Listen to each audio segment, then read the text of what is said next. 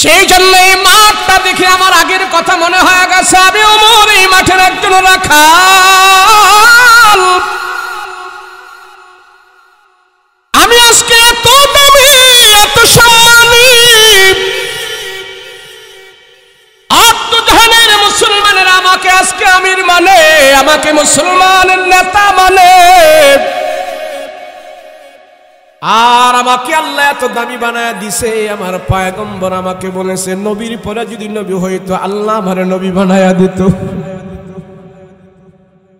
होती न मोहम्मद पे अगर खत्म रिसालत, होती न मोहम्मद पे अगर खत्म रिसालत, फारूक की इस अजमत कुबरा की सजावार, फारूक की इस अजमत कुबरा की सजावार। হযরত ওমর বলে, আমার রাসূল আমাকে বলেছে, আমার পয়গম্বরের পরে যদি দুনিয়াতে আল্লাহ কাউকে নবী বানাইতো, আল্লাহ আমাকে নবী বানায়া পাঠাইতো, এত বড় সম্মান, এত বড় মর্যাদা আমার ওমরের কারণে নয়, ওমরের কারণে নয়, ইসলামের কারণে, আমার পয়গম্বরের কারণে। এ দুনিয়ার মানুষ, আমি মাঠটা দেখে কান্নাকাটি করতেছি। আমি যদি ইসলামের ছায়াতলে না আসতাম, আমার নবীজির হাতে হাত রেখে যদি আমি মুসলমান না হইতাম, আমি যদি আজকে মুসলমান না হইতাম, আমি মাঠের একজন রাখাল হয়ে থাকতাম, এত মানুষ আমাকে চিনত না, এত মানুষ আমাকে দাম দিত না। নবীজি বলেছে, পৃথিবীতে আমার দুইজন মন্ত্রী আছে, আকাশে আমার দুইজন মন্ত্রী আছে। আল্লাহর নবী বলে, দুনিয়াতে আমার দুইজন মন্ত্রী, আখিরাতে আমার দুইজন মন্ত্রী। আখিরাতে হলো জিবরাইল আর মিকাইল, আসমানে হলো জিবরাইল আর মিকাইল, আর জমিনে হইল আমার দুইজন মন্ত্রী, সেই হলো আবু বকর আর ওমর। এত দাম আল্লাহ আমারে বানাই দিস। এ মুসলমান, ওমরকে কেউ চিনত না। ওমরের দাম কেন হইল? কারণ কি? কোরআনের কারণে, রাসূলুল্লাহর কারণে, ঈমানের কারণে। আমার আর আপনার ভিতরে যদি এখন ঈমান চলে আসে, কোরআনের বরকতে, ঈমানের বরকতে আমার আপনার দাম আল্লাহর দরবারে বেড়ে যাবে।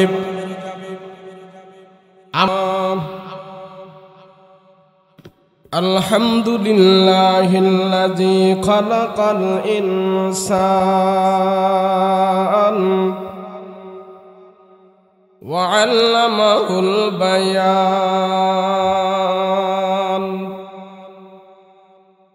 ওয়া আতানাল ঈমান ওয়া খালাকানাল মুসলিমিনা ওয়াল মুসলিমাত।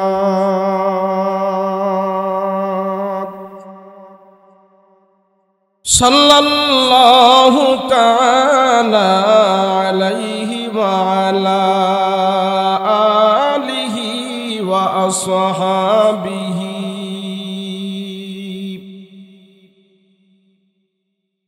ওয়া আজওয়াজিহি ওয়া আহলি বাইতিহি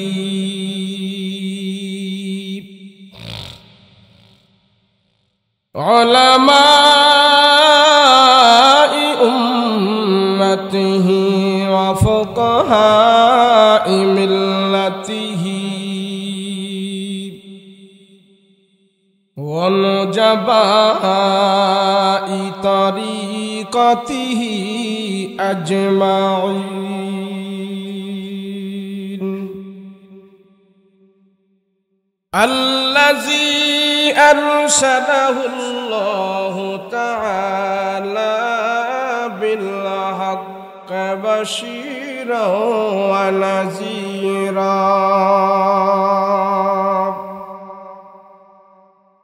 ওয়া দাঈয়ান ইলাল্লাহি বিইযনিহি ওয়া সিরাজাম মুনীরা।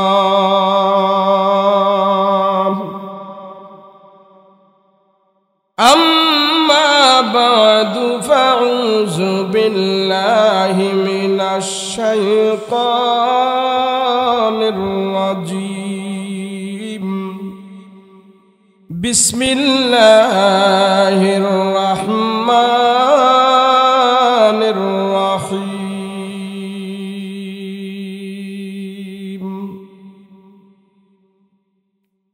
يا أيها الذين آمنوا اذكروا الله ذكرا كثيرا وسبحوه بكرة وأصيلا.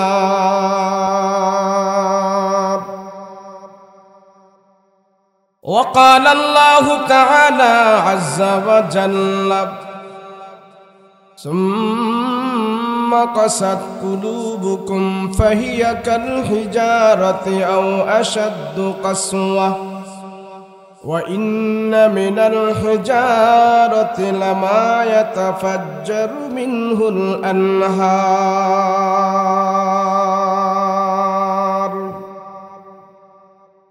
قال سيدنا رسول الله صلى الله عليه وسلم الدنيا خلقت لكم وأنتم خلقتم للآخرة أو كما قال النبي عليه الصلاة والسلام.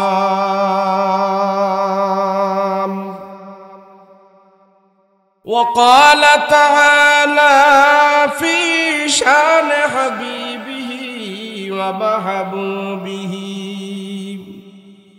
وما أرسلناك إلا رحمة للعالمين.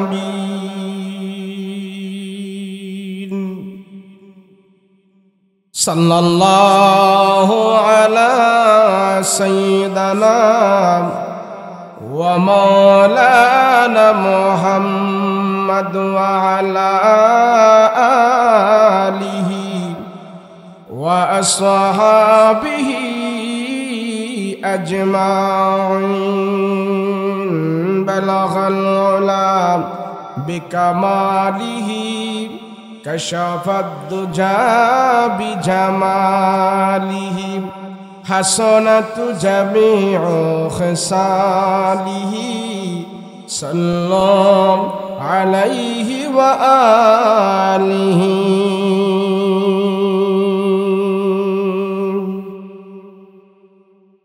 अल्लाह दिल दे जो तेरे इश्क के घर हो, अल्लाह दिल दे जो तेरे इश्क के घर हो, दाएं में रहमत की तेरे उस पे नजर हो, दाएं में रहमत की तेरे उस पे नजर हो। दिल दे के तेरे इश्क में ए हाल हो उसका, महशर का अगर शुर हो तू बिना खबर हो। मादर तू जहाँ गैर खुदा यार नदारे, मादर तू जहाँ गैर खुदा यार नदारे, जुज़ियाद खुदा ही चद गुरकार नदारे, जुज़ियाद खुदा ही चद गुरकार नदार। मायूस नहीं अहले ज़मी अपने खता से, तकदीर बदल जाती ही मुझ तर की दुआ से, तकदीर बदल जाती ही मुझ तर की दुआ से।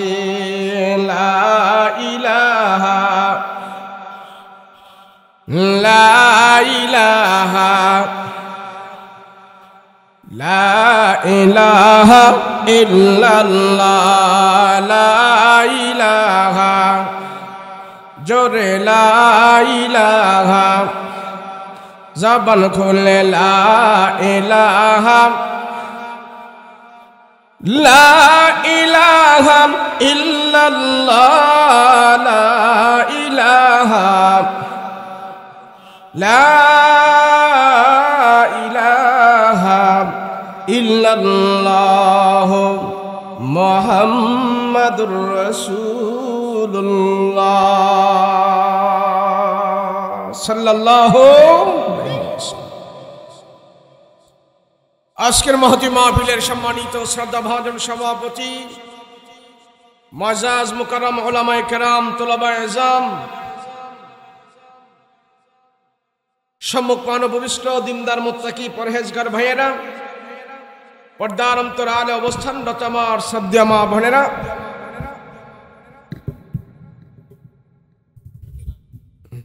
আল্লাহ পাকের দরবারে কালেমাত শুকর আদায় করছি, বলি আলহামদুলিল্লাহ। আল্লাহ যারে ভালোবাসে, মহব্বত করে, আল্লাহ পাকের রহমতের দৃষ্টি আল্লাহ বারবার যার উপরে দান করে, ওই ব্যক্তিকেই আল্লাহ পাক কোরআন সুন্নাহর মজলিসে বসার তৌফিক দান করে। বুঝতে হবে কোনো না কোনো ক্রমে আল্লাহ আমাকে আপনাকে ভালোবাসছেন, মহব্বত করেছেন, সেই জন্য আল্লাহ পাক এই গুনাহমুক্ত মজলিসে বসার তৌফিক দান করেছেন। বলেন আমিন। এটা কিসের মজলিস? গুনাহমুক্ত মজলিস। কি মজলিস? গুনাহমুক্ত মজলিস। এই যে আমার আগে আমার ভাই বয়ান করেছেন মাওলানা তোফাজ্জল হোসেন রায়পুরি, চমৎকার সুন্দর আলোচনা করেন। এই যে আপনারা কথাগুলো শুনেছেন এখানে বসে, তার আগে যারা আলোচনা করেছে, যতক্ষণ আপনারা এখানে বসেছিলেন আপনারা কোনো গুনাহ করছেন না? বসে বিড়ি টিড়ি খাইছেন? কেউ গান বাদ্য করছেন? গীবত শিকায়েত? তাহলে সবাই আপনারা এখানে বসেছিলেন চুপ করে, হয়তো আজকের মাহফিলকে কেন্দ্র করে কেউ 1 ঘন্টা, কেউ 2 ঘন্টা, কেউ 3 ঘন্টা, কেউ আধা ঘন্টা এখানে বসে বছরে একবার সময় কাটাবেন। ধরেন 2 ঘন্টায় আপনি এখানে সময় কাটালেন। আপনার 50, 60, 70 বছরের হায়াত থেকে আজকের এই মাহফিলের 2 ঘন্টা আল্লাহর দরবারে গুনাহমুক্ত হয়ে পৌঁছে গেছে। ওয়াজ মাহফিল দিলে, আসলে, বসলে, বললে, শুনলে যে লাভটা হয় সর্বপ্রথম, সেটা হইল বান্দা যতক্ষণ মাহফিলে বসা থাকে অতক্ষণ পর্যন্ত সে গুনাহমুক্ত থাকে। আজ কি আপনাদের এখানে একটা মাহফিল হচ্ছে? সারা বাংলাদেশে কি একটা মাহফিল হচ্ছে নাকি আরো বহুত মাহফিল হচ্ছে? সারা বাংলাদেশে প্রায় 64, 65, 66টা জেলা আছে। প্রত্যেকটা জেলায় যদি একটা করে মাহফিল হয় 64টা মাহফিল। কথা বলেন ঠিক কিনা? প্রত্যেকটা মাহফিলে যদি আমি শুধু কম করেও ধরি 1000 করে লোক, আরো তো আছে না, জেলায় একটা ধরেছি আর 1000 করে ধরেছি, তাহলে 1000 করে যদি লোক হয় তাহলে 64,000 লোক। কথা বলেন ঠিক কিনা? এই 64,000 লোক এই বাংলার জমিন থেকে আজকে রাতের আধারে ওয়াজ মাহফিল শেষ করে সবাই আল্লাহর দরবারে হাত উঠাইবে। বাংলার জমিন থেকে এই 64,000 মানুষ আল্লাহর দরবারে হাত উঠি যখন দোয়া করবে, তারাই দেশের জন্য দোয়া করবে, দশের জন্য দোয়া করবে, ময় মুরব্বির জন্য দোয়া করবে, সবার জন্য দোয়া করবে। মাহফিলের বদলতে এই শীতের সিজনে এই বাংলার জমিন থেকে প্রত্যেক দিন হাজার হাজার মানুষ আল্লাহর দরবারে হাত উঠায় আল্লাহকে ডাকতেছে, কাঁদতেছে। আপনি এটা কে মনে করেছেন সারা পৃথিবীতে প্রত্যেক দিন বাংলাদেশ ছাড়া অন্য কোন দেশে এমন 64,000 লোক, 1 লক্ষ লোক প্রত্যেক দিন রাতের বেলা আল্লাহর দরবারে হাত উঠায় দোয়া করে না, শুধু দোয়া করে মাহফিলকে কেন্দ্র করে এই বাংলাদেশের তৌহিদি জনতা। কথা বলেন ঠিক কিনা?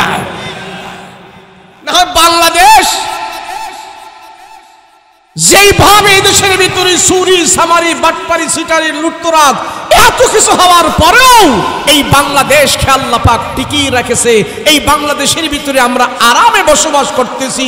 আমার মনে হয় শীতের সিজনে এতগুলো মানুষ যে আল্লাহর দরবারে দোয়া করতেছে, তাদের দোয়ার বদলতেই আল্লাহ পাক এই বাংলার জমিনে এখন পর্যন্ত শান্তির ফয়সালা করে রেখে দিয়েছে।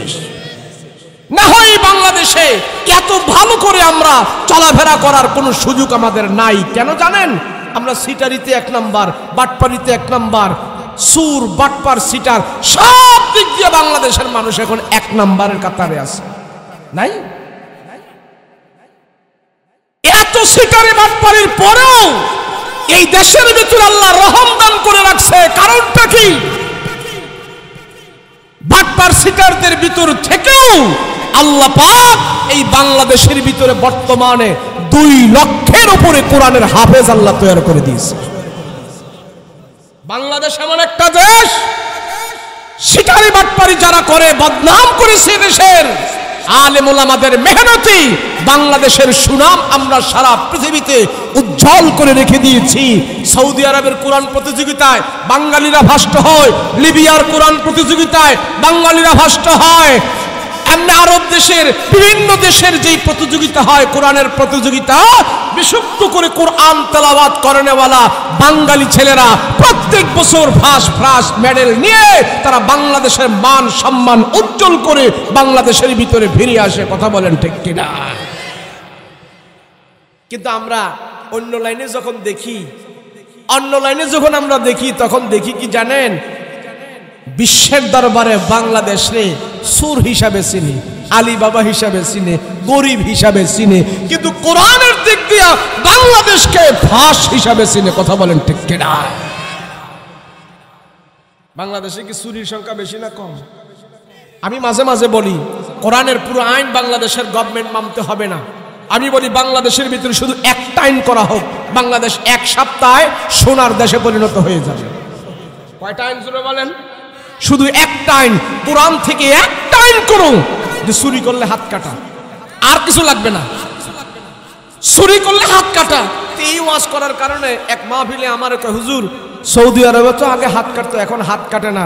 আমি বলি এখন হাত কাটার চেয়ে আরো বড়টা করে। কই কেমনে জানেন আপনি? আমি কে এখন আর হাত কাটে না, এখন সৌদি আরবের লোকেরা ইঞ্জেকশন দিয়ে চোরের মাইরেই ফেলে। চোরের কোনো মওকুফ নাই। বাংলাদেশে কোটি কোটি টাকা চুরি করে দেশের টাকা বিদেশে পাচার করে দিচ্ছে। সে সমস্ত চোরেরও দিব্যি আরামে দেশের ভিতরে ঘোরাফেরা করতেছে। কোরআন অনুযায়ী যখন নাকি চোরের বিচার হতো, এই দেশ আরো উন্নয়ন হয়ে যেত, এই দেশের মানুষ আরো শান্তিতে বসবাস করতে পারত। আমি গত বছর মাহফিল শেষ করে 4টা দেশ ঘুরছি বাংলাদেশের বাহিরে। বলার একটু কারণ আছে। এটা কারণ হইল সৌদি আরব, দুবাই, কাতার, এই সমস্ত দেশে গেলে তাদের সাথে যখন কথা বলি আমরা, তার বাঙালি পরিচয় দিলে খুব হাসাহাসি করে অনেকজন। বিদেশ যারা গেছেন তারা দেখবেন বাঙালির কোনো দাম নাই, অথচ বাঙালির অভাব নাই। বাঙালি সবচেয়ে বেশি কামলা দেয়, সবচেয়ে বেশি কাজ করে, এদের সব উপকার করে, ইয়ার পরও বাঙালির দাম নাই। কেন? ও একটা রবগা উঠাই দিছে, বাঙালি চোর। তা আমারে কয় বাঙালি আলী বাবা চোর। তা আমি তো এদের সব গাইয়া ভাষা সব বুঝি না। তা আমি আমার সাথে যে আছে আমি বললাম, হ্যাঁ কি করে? আমাকে বাঙালিরা টিটকারি করে কথা কইছে। আমি কি কইছে? আলী বাবা কইছে চোর, তাই না? আমি হ্যারে বুঝাই দে, বাংলাদেশের মধ্যে হুদা চোর না, বাংলাদেশের 2 লক্ষের উপরে কোরআনের হাফেজ আছে, হ্যারে জানাই দি। লক্ষ লক্ষ হাজার হাজার মাদ্রাসা মসজিদ আছে, আলেম ওলামা আছে। 19 কোটি বাঙালির ভিতরে কয়টা চোর হবে? এরা জানাই দিয়ে বাঙালি শুধু চোর নয়, কিন্তু চুরি কইরা যে বদনাম আমরা কামাই লাইছি। 4 কোটি হাফেজের লাভ হইব কি? চোরের খাতাতে নাম বাদ দিতে পারি না। কেন? এদেশের কোরআনের হাফেজদের মূল্যায়ন নাই, কোরআনের আলেমদের মূল্যায়ন নাই। না থাকার কারণে এত হওয়ার পরেও, উন্নয়ন হওয়ার পরেও বিশ্বের দরবারে আমাদের নাম হয়ে গেছে চোর। কিন্তু দেখেন না, কোরআনের হাফেজেরা ফার্স্ট প্রাইজ নিয়ে বাংলাদেশে আসে, এদের এত দাম নাই। কিন্তু দাম আছে যারা বইডা খেলা খেলে ডাব্বা মাইরা, হ্যাঁ হ্যাঁ খুব দাম আছে। 10 জন 20 জন 11 জন যায় খেলতে, সরকার এদের বেতন দেয়, এই দেয়, হেই দেয়, গাড়ি দেয়, বাড়ি দেয়, ছক্কা মারলে লাখ লাখ টাকা দেয়, 4 মারলে লাখ লাখ টাকা দেয়। কিন্তু হেরা যখন নাকি ফেল হইয়াও আসে, ডাব্বা মাইরা আসে, সরকারের যত বেশি যা কিছু তাদেরকে দিতেছে, অত আরো বেশি বাংলাদেশের বদনাম কামাইতেছে। খালি ফেল ডিভিশন ফাঁস হইয়া হয়। এরপরও এই ডাব্বাওয়ালা ওই দাম বেশি, কোরআনের হাফেজের দাম নাই। কথা বলেন ঠিক কিনা? এরপরও কোরআনের হাফেজরা সন্তুষ্ট, দাম আমাদের লাগবে না, আমরা দাম আখিরাতে পাবো। কোরআনের হাফেজদের জন্য আল্লাহ 6666 তলার বিল্ডিং আল্লাহ তৈরি করে রেখে দিয়েছে। এরপরও তো দেশ হিসাবে একটা দাম দেওয়ার দরকার ছিল না? যেই পর্যন্ত কোরআনের দ্বারক গ্রাহকদের দাম যেই জমিনে না থাকবে, সেই জমিনের মানুষগুলোর ইজ্জত সম্মান পৃথিবীতে থাকবে না। সূরের খাতায় নাম গেছে তোমাদের, কেন? কোরআন ওয়ালাদেরকে সম্মান না করার কারণে। কথা বলেন ঠিক কিনা? আর কোরআন থেকে যদি একটা আইন করতে পারো, তাহলে এই দেশ পবিত্র হয়ে যাবে, কোনো চুরি হবে না। কথা বলো ঠিক কিনা? ওই সৌদি আরবে নাকি চুরি হয়, তেহারা চুরি হওয়ার কারণে মেশিন লাগাইছে। এটা কিচ্ছা আর কি, কথার কথা। আপনাদের অসুবিধা হইতেছে? আমি কিন্তু চাটা না খাইয়া খালি আরে খাবার দাবার না খাইয়া 2 কাপ চা খাইয়া ওয়াজ করতে শুরু করছি। এই যে দুপুরবেলা খাইছি, এখনো খাওয়ার লগার দেখা সাক্ষাৎ নাই। কেন খাইতে গেলে কয়টা না কয়টা বাজায়, কখন যাটা এলাকা না খাইয়া আয়া পড়ছি। আইতে লাগছে 7 ঘন্টা, আবার যাইতে লাগবো 7 ঘন্টা। তো না খাইয়াই শুরু করছি, 2 কাপ চা খাইছি, শরীরে তেল মোবিল যা আছে সব হুগাই গেছে। 2 দিন পরে নির্বাচনের জন্য মাহফিল বন্ধ হয়ে যাবে। যাক, এই লাস্ট মাহফিলে আপনাদের সাথে মত বিনিময় করতেছি। কিছু কথা এদিকে এদিকে গেল, আপনারা মাইন্ড করেন না। কোনো কথা আমার জন্য কমো না, আপনাদের জন্য কমো না, ইমানের জন্য কমো। কথা বলেন ঠিক কিনা? কোরআনের জন্য বলবো। কথা বলেন ঠিক কিনা? আমাদের কোনো রাজনৈতিক পরিচয় নাই, আমরা রাজনৈতিক কোনো নেতা না, রাজনৈতিক লেভেল না, তবে ইসলামের রাজনীতিকে আমরা সমর্থন করি। কথা বলেন ঠিক কিনা? বাংলাদেশ সুরের দেশ কেন হইল? কারণ কি? ও এক কথা আছে, খায় দায় করিমালি, মোড়া হয় রহিমালি। গরুরে ঘাস খাওয়ায় এক বেড়ায়, আর দুধ খায় আরেকজনে। এত দুঃখ কি আর দুনিয়াত গাছও ধরে? সরকারের টাকা টুকা সব চুরি করে মেরে দিয়ে খায়া দিতে শেষ করে ফেলতেছে। কিছু কিছু লোক শাস্ত্রলে এখানে সেখানে বসে বসে বদনাম করতেছে, হুজুররা দেশটারে খাইয়া লাইছে। অথচ সরকারের হেল্পার, মেথর, দারোয়ান, সারটার সব হলো ওরা, খাইয়া শেষ করতেছে ওরা, আর নাম দিছে হুজুর। হুজুররা খাইয়া দেশটারে শেষ করে লাইতেছে। খাইলো কে আর নাম দেশ কার? এত দুঃখ কি গাছে ধরে? এইভাবে যদি একজনে অন্যায় করে আর একজনকে দোষারোপ করে, তো এই দেশ সুরের দেশ হইব না, হইব কার দেশ? অরিজিনাল সুরের তো বিচার হয় না। কোরআন অনুযায়ী যদি হাত কাটার বিচার হতো, আমার এই দেশ সারা বিশ্বের বুকে, সারা বিশ্বের মুখে বাংলাদেশের সুনাম উজ্জ্বল আরো বেড়ে যেত। কেন? এমন একটা দেশ বাংলাদেশ, পৃথিবীতে অদ্বিতীয় দেশ। একটা আম খেয়ে যদি আমি আমের আটিটা ফেলি, কিছুদিন পরে দেখা যায় এখান থেকে আমের গাছ গজাই গেছে। পৃথিবীতে এমন দেশ কোথাও নাই, এটার নাম বাংলাদেশ। বাংলাদেশ। সৌদি আরবে চুরি হয়, তো সুর ধরার জন্য মেশিন লাগাইছে। সাইডে ফাইডে কথা কয়েন না কেউ, ও বাজানেরা কথা কয়েন না, এখানে কথা কয় না। ওয়াজে কোনো সমস্যা আছে নাকি? সমস্যা তাহলে আমার এখানে কয়েন, আমি মজু ঘুরাইয়া অন্যদিকে ওয়াজ করবো। অসুবিধা আছে কোনো? সৌদি আরবে নাকি চুরি হয়, মানে সুর ধরার জন্য সৌদি আরবের লোকেরা মেশিন বসাইছে। কি বসাইছে? মেশিন বসাইছে। মেশিন বসানোর পরে 1 মাস এই মেশিনের মধ্যে সুর ধরা পড়ছে 4 জন। কয়জন? বাস 1 মাস মেশিন। 1 মাস পরে যখন মেশিন তারা পর্যবেক্ষণ করলো, দেখলো 1 মাসে সুর ধরা পড়ছে সৌদি আরবে কয়জন? 4 জন। এই সুর ধরার মেশিন লাগাইছে আবার জাপানের তারা।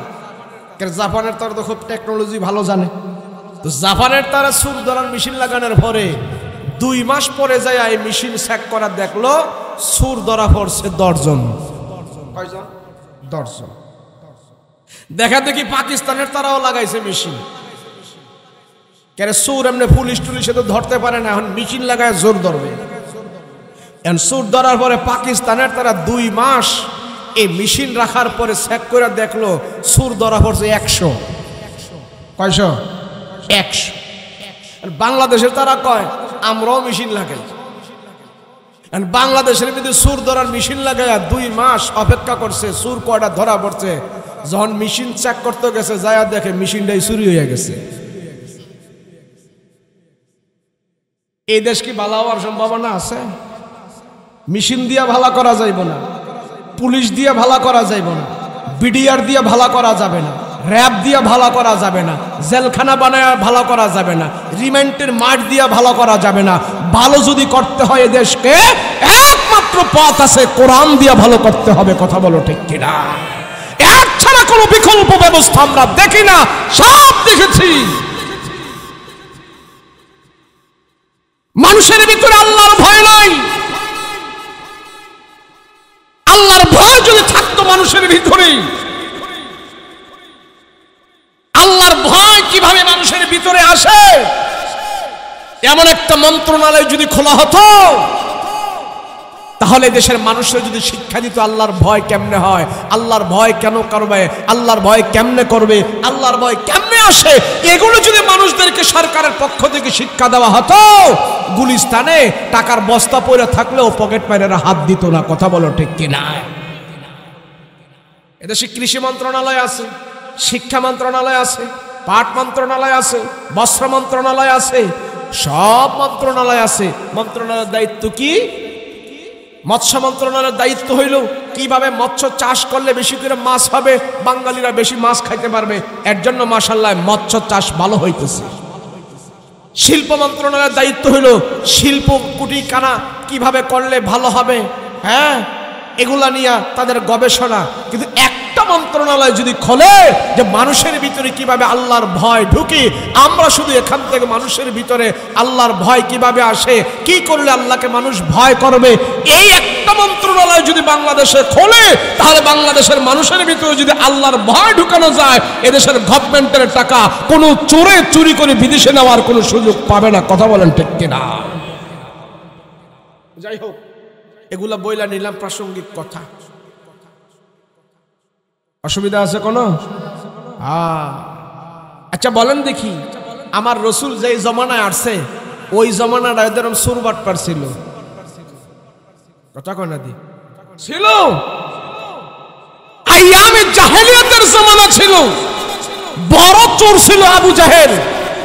হ্যাঁ, মানুষের উট, বকরি, ঘোড়া সব কিছু নিয়ে আইতো, সঙ্গপঙ্গ নিয়ে আয়, নিয়ে আয়, উমুকের উটটা নিয়ে আয়, আজকে জবাই করে আমরা খাই আনন্দ করবো, নিয়ে আয়। আবু জাহেল সঙ্গপঙ্গ পাঠাই দিত, হ্যাঁ উট নিয়ে আইতো, বকরি নিয়ে আইতো, দুম্বা নিয়ে আইতো, আইনা সব খাইয়া ফেলতো। এমন এখন আসেনি? এখনো আছে, হেরেডা নিয়ে আয়, হেরেডা লই আয়, হেডা লই আয়। এর জন্য আবু জাহেলের আরেক নাম ছিল, মজা করে অনেকজনের নাম দিছিল, আবু জাহেল হচ্ছে আনিস গ্রুপের সভাপতি। ওমা, এই সভাপতির নাম শুনছেন না আপনারা? আনিস গ্রুপ বুঝেন তো? কিছু কিছু সমাজের লোক আছে বাটপার, ইতর, হেরা খালি মানুষের জিনিস খালি আনে, কারোরে দেয় না, কয় হেড্ডা লই আয়, হেড্ডা আনিস, অড্ডা আনিস, খালি আনিস, আইনাই না আমারে দিস, আমি কারোরে দিব না। এমন আছে না? নাই? এই আবু জাহেল ছিল আনিস গ্রুপের সভাপতি, মানুষের মাল সম্পদ খালি নিয়ে আইতো, জোর জবরদস্তি করে খাইতো, কারোরে দিত। এই সমাজের ভিতরে আমার রাসূল ইনসাফ প্রতিষ্ঠা করেছে, নবীজি ইনসাফের বাটখারা প্রতিষ্ঠা করেছে, যার যার প্রাপ্য হক আদায় করেছে, বড়কে সম্মান দিয়েছে, আলেমকে তাজিম করেছে, ছোটকে স্নেহ করেছে। রাসূল এই তরতিব মক্কায় চালু করে দিয়েছে। কিন্তু আমার রাসূলুল্লাহকে ছাড়া মক্কার মানুষ ভালো হইতে পারে নাই। ঈসা নবী থেকে নিয়ে আমাদের নবী পর্যন্ত 1400 বছরের যে একটা গ্যাপ ছিল, এই গ্যাপের ভিতরে ওয়াজ ছিল না, নবী রাসূল ছিল না, আসমানি কিতাব বুঝানোর মানুষ ছিল না, খতিব ছিল না, মাদ্রাসা ছিল না। না থাকার ফলে সেই মানুষগুলো জাহালে রূপান্তরিত হয়েছে, মূর্খ হয়েছে, আল্লাহ চিনে নাই, রাসূল চিনে নাই, জান্নাত চিনে নাই, জাহান্নাম চিনে নাই। না থাকার ফলে সেই মানুষগুলো খানায় কাবার ভিতরে উলঙ্গ হয়ে তোয়াফ পর্যন্ত করেছে। কেন? তাদের কাছে আল্লাহর জ্ঞান ছিল না, ওহী প্রদত্ত জ্ঞান ছিল না। রাসূল এসে তাদের ভিতরে জ্ঞান ঢুকিয়েছে, ইনসাফের বাটখারা প্রতিষ্ঠা করেছে। আজ এই সমাজে কয়জন মানুষ ইনসাফ করে? বোনের হক ভাই মেরে খায়, বাবারে যেই ছেলেটা বেশি করে চা খাওয়ায় খবর নেই, বাবার সম্পত্তি ওই ছেলেটাকে 2 কানি বেশি করে লিখে দেয়। কথা বলেন ঠিক না? বেইনসাফ, এটা বেইনসাফ। ইনসাফের বাটখারা প্রতিষ্ঠা করো। কিলো কিলো ও মুরব্বী, কি সামনে রে? ও কাকা, ভিতরে যান, আপনি চা খাইলে ভিতরে যান, ভিতরে যান, ভিতরে যান, ভিতরে যান, 2 কাপ খাই এনসা। কারো সমস্যা থাকলে উঠতে যান গা, হুদা মাইক হলে থাকলে আমি ওয়াজ করে যাবো, আমার ওয়াজ, আমার কোনো অসুবিধা নেই। ওয়াজ আমি শুরু করছি না এখন। রাসূল পাক সাল্লাল্লাহু আলাইহি ওয়াসাল্লাম যে আমলের মাধ্যমে, যে পদ্ধতির মাধ্যমে, যে আদর্শের মাধ্যমে মক্কার চোর, বাটপার, সন্ত্রাস, সিটার, ডাকাত রাসূল জেলখানা বানায় নাই, বাহিনী মোতায়েন করে নাই, র‍্যাব জারি করে নাই, পুলিশ জারি করে নাই, রিমান্ডের মার দেয় নাই। নবী মক্কার মানুষদের ভিতরে কোরআনের ঢুস দিয়েছে, কোরআনের তেলাওয়াত দিয়েছে, আল্লাহর পরিচয় শিখিয়েছে। ওই মক্কার মানুষদের ভিতর থেকে একটি সাহাবায়ে কেরামের জামাত তৈরি করেছে। तमाम পৃথিবীর মুখে আমার রাসূলের এই সাহাবায়ে কেরামের জামাত দৃষ্টান্ত হিসেবে থাকবে। এমন জামাত পৃথিবীতে আর কোনোদিন আসবে না। কথা বলো ঠিক কিনা? দেখাই দাও না, একজন ওমর বানিয়ে দেখাও না, একজন আবু বকর বানিয়ে দেখাও। तमाम পৃথিবীর মুখে কিয়ামত পর্যন্ত একজন আবু বকর পৃথিবীতে আসবে না। কথা বলো ঠিক কিনা? একজন ওমর আসবে না। ওমর কে? ওমর কে? গিটারে ভাই, এই এই এই এই চলে, এই মানে খারাপ কথা কও কেন? এদিকে আমি এত এদিক যাও।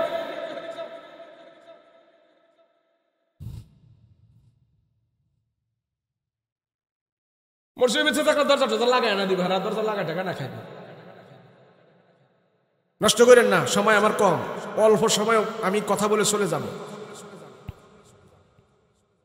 আল্লাহর রাসূল যে ওমর রাসূলুল্লাহর কল্যাণ আনতে গেছে, কল্যাণ আনতে, কি আনতে জোরে কান, সেই ওমর আমার রাসূলুল্লাহর কদমে কল্যাণ দিতে বাধ্য হয়ে গিয়েছে। কথা বলুন ঠিক কিনা? ওমর কে ছিল?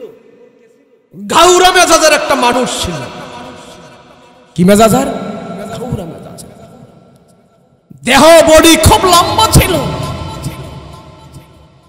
ওমর রাদিয়াল্লাহু আনহু একদিন একটা মাঠ দেখা, মাঠ মরুভূমি দেখা চিল্লাফাল্লা শুরু করছে, কান্না শুরু করছে।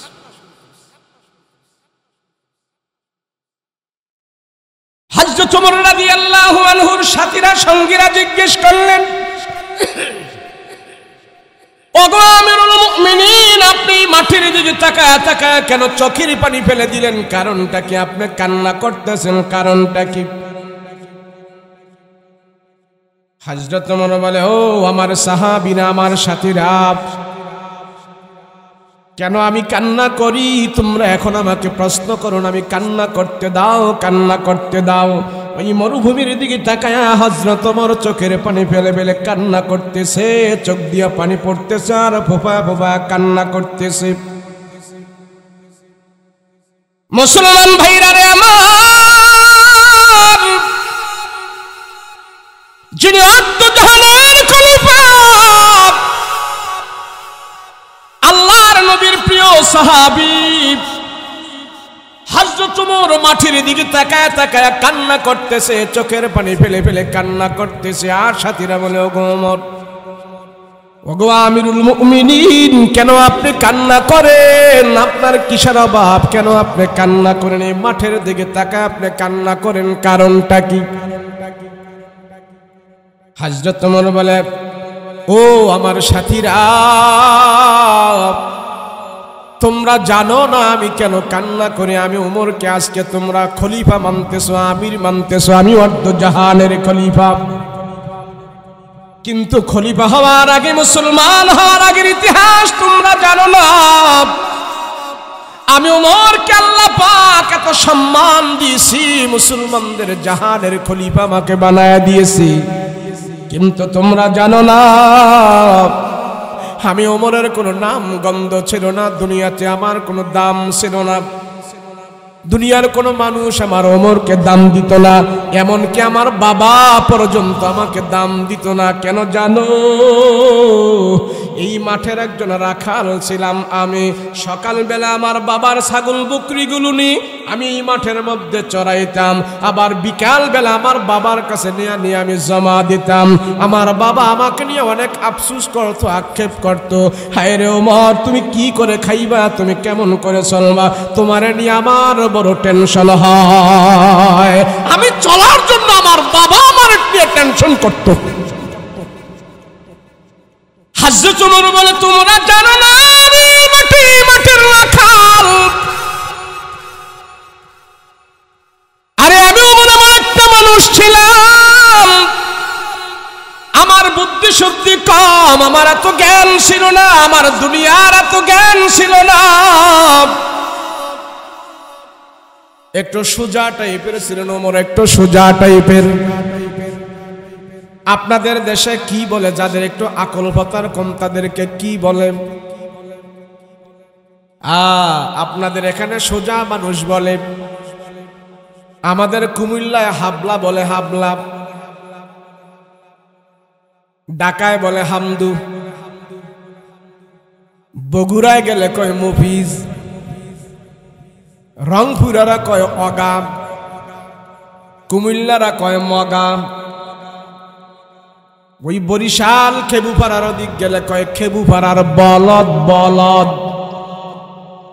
এমন একটা হাবলা টাইপের মানুষ ছিলেন হযরত ওমর, এমন একটা হাবলা টাইপের মানুষ, সরল সোজা মানুষ। ওমর রাদিয়াল্লাহু আনহু একদিন মাঠ থেকে রাখাল বকরিগুলো নিয়ে রাখালগিরি করে ওট বকরিগুলো যখন বাবার কাছে এসে জমা দিলেন, ওমরের মাথার দিকে তাকায়া দেখেন, বাবা তাকায়া দেখে ওমরের মাথার মধ্যে ওটের পায়খানা লেগে আছে। ওমর রাদিয়াল্লাহু আনহুর বাবা জিজ্ঞেস করে, ওমর রে তোমার মাথার মধ্যে গোবর লেদা দেখা যায় কেন, কারণটা কি? লাদা কেন, পায়খানা কেন এখানে, ওটের পায়খানা এখানে কেন লেগে আছে, কারণটা কি? ওমর ডাক দিয়া বলে, বাবা ওই মরুভূমির ভিতরে প্রচন্ড গরমের মধ্যে আমি একটু ছায়ার জন্য, আরামের জন্য আমি ওটির পিছনে যে একটু আরাম করেছিলাম, ওর সুযোগ পায় আমার মাথার মধ্যে লাদায়া দিছি। আমার বাবা সেদিন আমার মাথার ভিতরে হাত দিয়া বলে, ওরে ওমর তুই এত মগা কেমন হইলি, তোর মাথার ভিতরে উঠে পায়খানা করে দিছি, এই পায়খানাটা এখন পর্যন্ত সরাইলি না। ওমর রাদিয়াল্লাহু আনহু বলে, আমার বাবা আমাকে নিয়ে অনেক চিন্তা ভাবনা করত, আমি কেমনে দুনিয়াতে বাঁচবো, আমি কেমনে দুনিয়াতে চলবো। তোমরা জানো না আমি মাটির একজন রাখাল ছিলাম, আমার বাবা আমাকে নিয়ে টেনশন করত। আমার রাসূলুল্লাহর কদমে যখন নাকি আমার মাথা আমি ন্যস্ত করলাম, আল্লাহর রশি যখন আমি ভালো করে ধরলাম, কোরআন যখন আমি ভালো করে ধরলাম, আমি যখন আমার নবীর হাতে হাতে রেখে মুসলমান হয়ে গেলাম, আল্লাহ আমাকে ওই রাখাল থেকে টান দিয়া আজকে মুসলমানদের অর্ধ জাহানের খলিফা বানায়া দিয়েছে।